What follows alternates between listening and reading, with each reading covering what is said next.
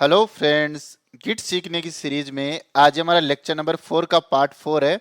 और इससे पहले हमने लेक्चर नंबर 4 पे 3 पार्ट ऑलरेडी कवर कर लिए थे, जिसमें पहले पार्ट में हमने देखा था कि Git file status life cycle क्या होती है और हमारी फाइलें कब अनट्रैक्ड से अनमॉडिफाइड में जाती है, अनमॉडिफाइड से मॉडिफाइड में और मॉडिफाइड से स्टेजिंग एरिया में जाती है।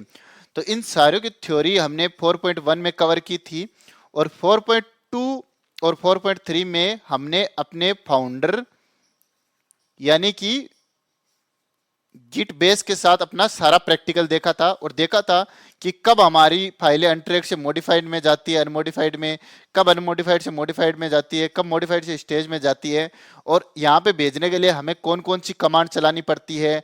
और इन सारों को हमने काफी डीप के अंदर इन 3 पार्ट में डिस्कस किया है। तो अगर आपने ये 3 पार्ट नहीं देखे हैं तो मैं आपसे पहले रिक्वेस्ट करूंगा कि आज आप जाके अभी इन 3 पार्ट को देख लीजिए, क्योंकि आज हम क्या करेंगे, जैसा कि मैंने आपको बताया था कि हम कभी भी गिट बेस को काम में नहीं लेंगे। गिट बेस की यानी कि अपने फाउंडर भैया है, क्योंकि फाउंडर भैया के साथ काम करना बड़ा कॉम्प्लेक्स होता है। क्यों होता है?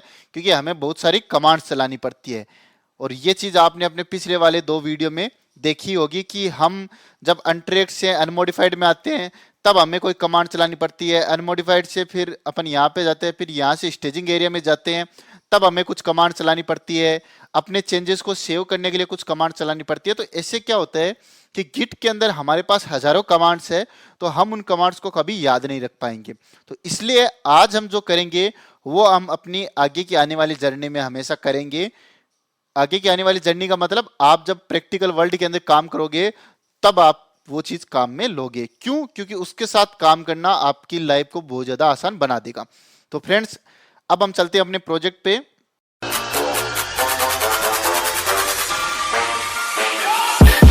पहले मैं आपको आज के वीडियो का मोटिव बता देता हूं।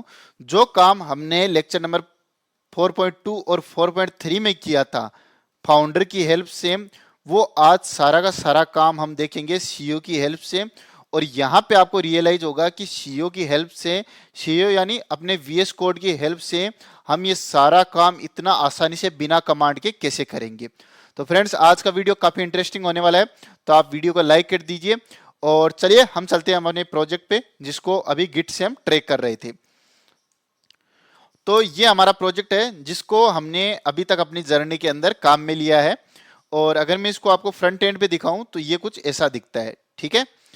और हमने पिछले वाले वीडियो में इस प्रोजेक्ट के साथ काफी एक्सपेरिमेंट भी किया था, जहां पे हमने इसके अंदर कुछ वैल्यू चेंज की थी, फिर फाइलों को अनट्रैक्ड से स्टेजिंग में ले गए थे। अब अगर आप एक बार के लिए, मैं अपने फाउंडर के पास चलता हूं और फाउंडर को बोलता हूं कि फाउंडर भैया मुझे स्टेटस बता दो। तो देखो ये स्टेटस में क्या बताता है कि on branch master nothing to commit. इसका मतलब क्या हुआ कि इसमें अभी कोई भी चेंजेस नहीं है। एक चीज आप यहाँ पे ध्यान से देखिए कि गिट स्टेटस जब हमने चलाया तो फाउंडर ने हमको ये कहा कि इसके अंदर कुछ भी सेव करने को नहीं है। इसका मतलब क्या हुआ कि फाउंडर इसको ऑलरेडी ट्रैक कर रहा है। दूसरी चीज इसको पता करना क्या है, आप यहाँ पे देखिए एक गिट नाम का फोल्डर बना हुआ है। तो अब मैं अगर आपको वो सारी चीजें जो हमने फाउंडर की हेल्प से की थी वो अगर सीईओ की हेल्प से करवाना चाहता हूं तो मुझे इस गिट फोल्डर को एक बार डिलीट करना पड़ेगा। डिलीट करते ही इसका मतलब क्या होगा कि अब इसको गिट ट्रैक नहीं कर रहा है। तो हम सारी चीजें जो हमने लेक्चर नंबर 4.2 और 4.3 में की थी वो सारा का सारा काम हम स्क्रैच से करेंगे कि इसको एक गिट रेपोजिटरी बनाएंगे, फिर इसके अंदर फाइलें अनट्रैक्ड होगी उनको ट्रैक करेंगे। ये सारा काम हम देखेंगे अपने सीईओ की हेल्प से। तो चलिए फ्रेंड्स, इसको मैं यहां से डिलीट कर देता हूं। जैसे ही मैं इसको डिलीट करता हूं, अब आप देखिए क्या होता है। अब मैं अगर अपने फाउंडर भैया के पास जाके बोलता हूं कि मुझे स्टेटस बताओ, तो ये क्या बोलता है कि ये एक गिट रेपोजिटरी नहीं है। इसका मतलब क्या हुआ कि अभी मैं इसको ट्रैक नहीं कर रहा हूं, ठीक है। तो चलिए हम फाउंडर को बोलते हैं कि फाउंडर भैया आपका बहुत बहुत धन्यवाद, हमने ये देख लिया कि आप अच्छे से काम करते हो। अब हम चलते हैं सीईओ के पास और उनसे हम ये सारा काम करवाएंगे। अब हम चलते हैं अपने वीएस कोड पे और इस प्रोजेक्ट को अपने वीएस कोड के अंदर ओपन करते हैं। तो यहां पे मैं सर्च करता हूं वीएस कोड।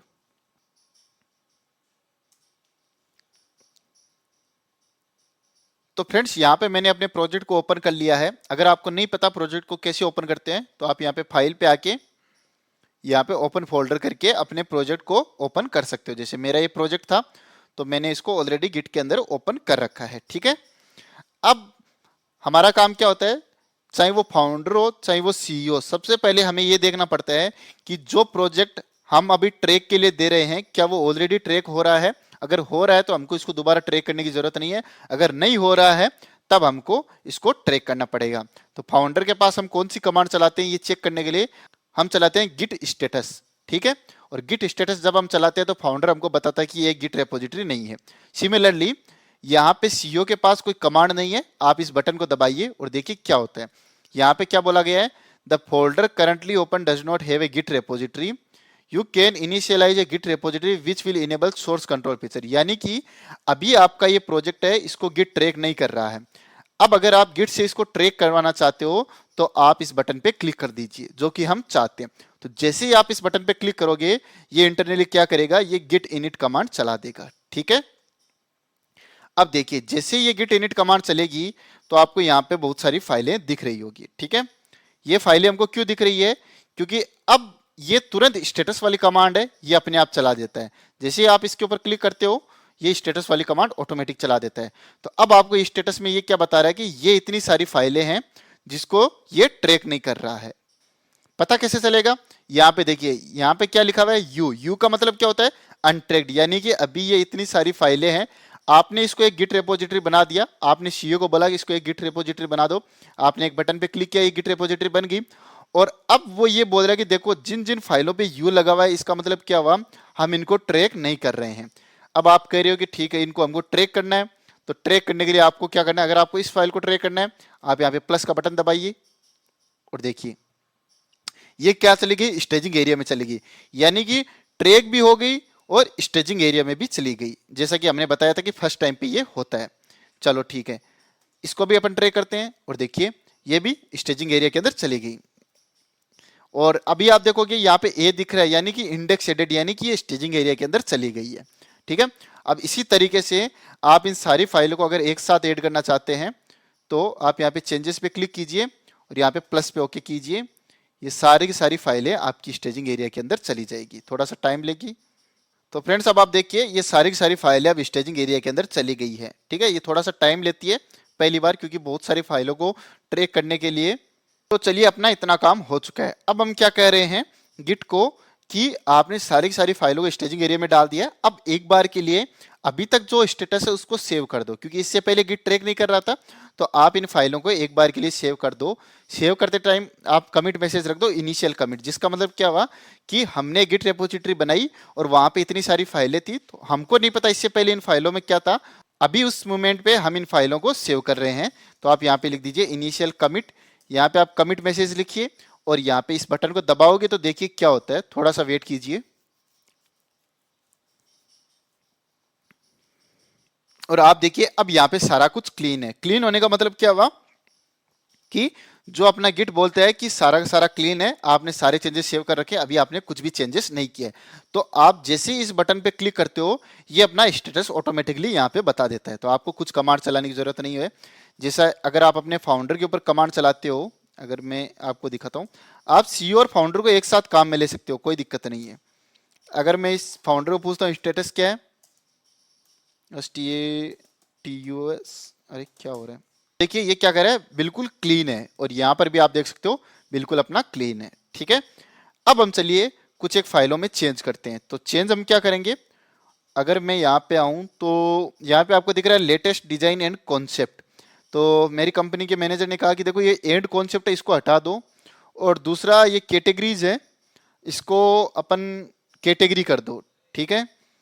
उसके बाद में जो ये होम था इसको मेन कर दो, इस प्रोडक्ट को प्रोडक्ट कर दो, यहाँ पे वेब की जगह सर्च कर दो, यानी कि इतने सारे चेंजेस कर दो। तो चलिए अब हम यहाँ पे चलते हैं और चेंजेस करते हैं। तो उसके लिए अपने को कौन कौन सी फाइल में जाना पड़ेगा, अगर मैं यहाँ पे चलूँ तो अपन चलते हैं header.php में। ये क्या है, इसको छोड़ो, अपन चलते हैं, इसको यहाँ से बंद कर लेते हैं। ये साइन अप लॉगिन है। अगर मैं यहाँ पे नीचे आता हूँ तो अपने पास होम है, यहाँ पे अपन इसको कर देते हैं प्रोडक्ट, ठीक है। होम की जगह अपने को कहा गया था मेन कर दो, ठीक है, अपन ने मेन कर दिया। उसके बाद में अगर मैं इधर चलता हूँ थोड़ा सा, यहाँ वेब की जगह अपने को क्या करना है,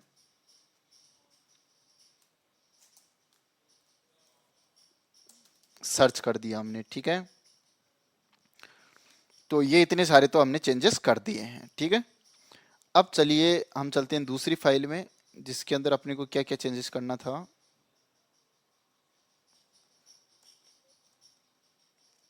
तो यहाँ पे अपने को कहा था कि ये Vishwakarma industry is India biggest largest industry, ठीक है। सीईओ ने कहा कि यहाँ पे जो ये लिखा हुआ है 1 लाख, इसकी जगह अपने 5 लाख कर दो, अपनी कंपनी के मैनेजर साहब ने कहा है। और यहाँ पे कैटेगरीज की जगह अपने को कैटेगरी करना था, CATEGORY, ठीक है, कैटेगरी कर दी हमने। और उन्होंने कहा कि अच्छा एक काम करो, कैटेगरी में यहाँ पे जो हॉल है इसको एक बार के लिए मिटा दो। जैसे अगर आपको कैटेगरी में यहाँ पे हॉल दिख रहा है, इसको एक बार के लिए आप मिटा दो। चलो ठीक है, तो अपन इसको यहाँ पे मिटा देते। अरे ये मिटा नहीं क्या, चलो हमने इसको मिटा दिया। अब अपना काम हो चुका है, अपन इस फाइल को सेव कर देते हैं, ऑटोमेटिकली सेव होता है। और आप अब एक चीज देखिए, यहाँ पे अपने आप आपको 2 दिख रहे हैं। 2 का मतलब क्या हुआ, देखिए ये अपने आप यहाँ पे स्टेटस बताता जाता है कि आपने इन 2 फाइलों के अंदर चेंजेस किया है। स्टेटस क्या है, मॉडिफाइड है। मॉडिफाइड के बाद में अब अपन इनको क्या करेंगे, हम ये मान रहे हैं अब कि हमारे चेंजेस अभी सही चल रहे हैं। तो अगर मैं आपको रिफ्रेश करके दिखाऊं तो देखिए यहाँ पे 5 लाख हो चुके हैं, यहाँ पे मेन हो चुका है, यहाँ से होल हट चुका है, और यहाँ पे कैटेगरी हो चुका है, ठीक है। अब मैं चाहता हूं कि अब इन चेंजेस को सेव कर दूं, लेकिन आप एक चीज ध्यान रखिए, अपन ये एंड कॉन्सेप्ट हटाना भूल गए थे। चलो इसको भी अपन देखेंगे। तो हमने क्या किया कि हम इन दोनों फाइलों को बोल रहे कि हमारे चेंजेस सही हो गए, आप इनको स्टेजिंग एरिया के अंदर डाल दो। तो स्टेजिंग एरिया के अंदर डालने के लिए या तो आप यहाँ से एक एक करके डाल सकते हो, ठीक है। अगर आपको मान लो ये फाइल है, ये स्टेजिंग एरिया के अंदर नहीं डालनी है, सिर्फ एक यही डालनी है, तब आप इस प्लस पे क्लिक कीजिए। और नहीं आपको सारी की सारी डालनी है तो आप इस प्लस पे क्लिक करोगे, तो आप देखिए क्या होता है, ये हमारी स्टेजिंग एरिया के अंदर चली गई है। यहाँ पे आपको स्टेटस मॉडिफाइड ही दिख रहा है, क्यों, क्योंकि देखिए यहाँ पे स्टेटस क्या दिख रहा है, इंडेक्स मॉडिफाई दिख रहा है। पहले क्या था, इंडेक्स 8 था, यानी कि ये अब अपनी स्टेजिंग एरिया के अंदर है।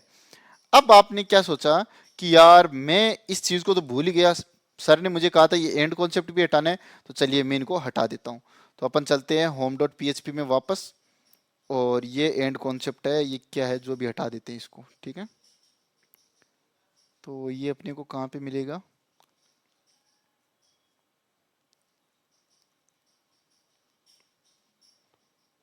रिसेंट वर्क्स मिला है, ये तो ये ऊपर ही कहीं मिलेगा, देखता हूँ मैं। ये यहाँ पे लेटेस्ट डिजाइन एंड कॉन्सेप्ट, इसको हटा देते हैं अपन। अब मैं अगर यहाँ पे आता हूँ तो देखिए क्या होता है कि हमारी 2 फाइल स्टेजिंग एरिया के अंदर पड़ी है, और एक फाइल है जो स्टेजिंग एरिया के अंदर भी पड़ी है, और उसमें चेंजेस भी हो रखे हैं। तो अब आप क्या चाहते हो कि भैया देखो मैं home.php के अंदर ये वाला चेंजेस भूल गया था। तो अगर मैं इसको रिफ्रेश करता हूं तो आप देखिए यहाँ पे अब सही चल रहा है। तो बोले यार मैं इसको भूल गया था, आप इनको स्टेज कर दिए, यार इसको भी स्टेज कर दो, यानी कि ये ऑलरेडी स्टेज है, पर इसके अंदर जो मैंने 1-2 लाइन के चेंजेस किए थे यार उनको भी स्टेज कर दो, क्योंकि मैं चाहता हूं कि जब मैं इसको कमिट करूं तो यहां तक के चेंजेस सेव हो जाए। तो आप देखिए इस प्लस वाले बटन को यहाँ पे दबा दीजिए, तो देखिए आपके चेंजेस अब स्टेजिंग एरिया के अंदर चले गए हैं। अब आपको कमिट करना है, यहाँ पे कमिट मैसेज दीजिए, फिक्स टाइटल इश्यू, और आप इसको कमिट कर दीजिए। कमिट करोगे तो अब आपके पास क्या दिखेगा, आपके यहाँ पे चेंजेस देखिए बिल्कुल सही परफेक्ट चल रहे हैं, और आपने यहाँ पे बिल्कुल क्लीन आ गया। इसका मतलब क्या हुआ, अभी तक आपने जो काम किया उसको मैंने सेव कर दिया है। तो फ्रेंड्स अब आप देख रहे हो कि जो काम हमको कमांड चला चला के करना पड़ रहा था, अब आप देखिए हमने यहाँ पे कोई भी कमांड नहीं चलाई और अपना सारा काम बिल्कुल आसानी से हो गया, ठीक है। तो इसीलिए मैं आपको बोल रहा था कि आपको हमेशा सीईओ से हेल्प लेनी है। हाँ कभी कभार ऐसा होगा कि हम चलेंगे अपने फाउंडर भैया के पास, क्यों, क्योंकि सीईओ पे कोई काम है 100 में से 1 काम ऐसा होगा तो यहाँ पे करना थोड़ा सा हार्ड होगा।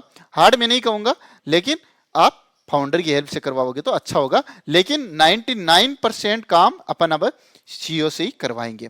तो फ्रेंड्स अब आपको समझ में आ गया कि जो काम आप Git init, Git add dot, Git commit -m, ये गिट रिस्टोर, ये सारे कमांड चलाते थे, अब आपको ऐसी कोई भी कमांड चलाने की जरूरत नहीं है। अब मैं आपको एक चीज और दिखा देता हूं, जैसे कि मान लो कि आप यहाँ पे इस फाइल पे आपने गलती से क्लिक करके इसके अंदर ये कुछ का कुछ चेंजेस कर दिए थे, ठीक है। अब आपको यहाँ पे दिख रहा है कि यार मैंने पता नहीं इस फाइल में गलती से क्या चेंजेस कर दिए थे, तो आप क्या कर सकते हो, इसके चेंजेस को डिस्कार्ड कर सकते हो। डिस्कार्ड करने का मतलब क्या हुआ, आपने अभी तक जो चेंजेस किए हैं, अभी तक का मतलब लास्ट कमिट से लेके अब तक के जो आपने चेंजेस किए, अगर आप उसको हटाना चाहते हो तो आप इस बटन को दबा दीजिए। जैसे ही आप इस बटन को दबाओगे, देखिए ये आपको एक वार्निंग देता है कि आप इन चेंजेस को हटाना चाहते हो, आप बोल रहे हो हाँ, और आप जैसे डिस्कार्ड चेंजेस पे क्लिक करोगे आप देखिए ये चेंजेस हट गए हैं। तो देखिए आपको कोई भी टेंशन नहीं लेनी पड़ती कि आपने 1000 जगह चेंजेस किया, 500 जगह चेंजेस किया, क्या किया क्या नहीं किया, ये सारे ऑटोमेटिकली हो जाएंगे। तो फ्रेंड्स इतनी चीजें आपको समझ में आ गई ना कि जो काम हम गिट बेस की हेल्प से करते हैं वो काम हम वीएस कोड की हेल्प से भी कर सकते हैं। वीएस कोड हमको विजुअलाइज टूल देता है जिससे आप बिना कमांड चलाए सारा काम कर सकते हो। तो फ्रेंड्स अब मैं इस लेक्चर को यहीं पे खत्म करता हूं। अब अपनी इंटरेस्टिंग जर्नी स्टार्ट होगी, क्योंकि अब आप में मोटिवेशन आ गया है कि हम सीईओ को इतने दिन क्यों बोल रहे थे कि सीईओ अपना सारा काम आसानी से कर देगा, सीईओ ये है, सीईओ ये कर देगा। अब आपने अपनी आंखों से देख लिया कि सीईओ में बहुत ज्यादा ताकत है, आपको कुछ भी नहीं करना, आपका सारा काम ये कर देगा, आपको कुछ भी टेंशन नहीं लेने की जरूरत नहीं है। तो चलिए फ्रेंड्स अब मैं इस लेक्चर को यहीं पे खत्म करता हूं, क्योंकि मैंने आपको ये सारी चीजें जो हमने अपने डायग्राम के अंदर लिखी थी बड़े अच्छे से आपको समझा दिए। अनट्रैक्ड से अनमोडिफाइड में गए, अनमोडिफाइड से इसमें गए, स्टेज में गए, और यहाँ पे working directory, staging area, Git repository, ये सारा मैंने आपको बता दिया है, ठीक है। तो चलिए फ्रेंड्स अब इस लेक्चर को यहीं पे खत्म करते हैं और अपन मिलते हैं अपने नेक्स्ट वीडियो में, जहां पे अब हम अपनी इंटरेस्टिंग जर्नी को आगे और बढ़ाएंगे और काफी नई नई चीजें सीखेंगे जो आपकी जिंदगी के अंदर ऐसा चमत्कार लाएगी, ऐसा बदलाव लाएगी कि आपके जो आज बोलने और काम करने का तरीका है वो कल पूरा बदल जाएगा। तो चलिए इस वीडियो को लाइक कीजिए, इस चैनल को सब्सक्राइब कीजिए और हम मिलते हैं अपने नेक्स्ट वीडियो में। तब तक के लिए बाय बाय, टेक केयर।